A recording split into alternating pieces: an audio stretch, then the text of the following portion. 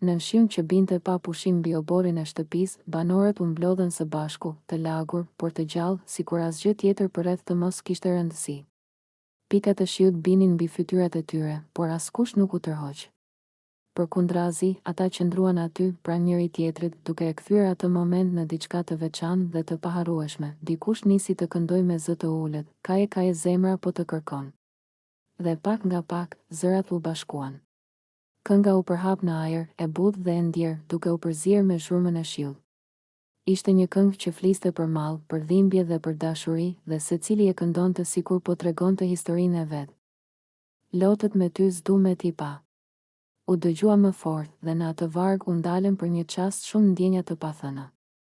Disa mbyllën syt, disa buzëqeshën lehtë, ndërsa të tjerë u lanë të rrëmbehen nga emocioni. Shiu nuk i fshite, por i pastronte, sikur po i çlironte nga gjithë tensioni dhe lodhja e ditëve të fundit. Në atë moment nuk kishte lojë, strategji apo përplasje. Nuk kishte rival apo aleanca. Kishte vetëm njerëz që ndanin të njëjtin çast, të njëjtën këngë dhe të njëjtin emocion. Në dritat që reflektonin mbi pikat e shiut, ata shkëlqenin të gjithë, jo nga pamja, por nga ndjenja që po përjetonin. Kënga vazhdoi deri në fund. E kënduar me shpirt. Kur mbaroi, askush nuk foli për disa sekonda. Heshtja ishte e bukur, e mbushur me qetësi dhe bashkim.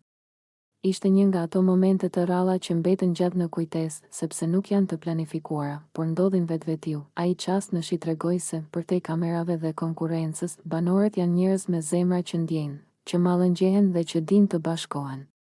Dhe ajo këngë, e kënduar nën shi, u bë simbol i një harmonie të rrallë, një kujtim i bukur që do t'i shoqërojë edhe pasi loja të ketë marrë rrugën e vet.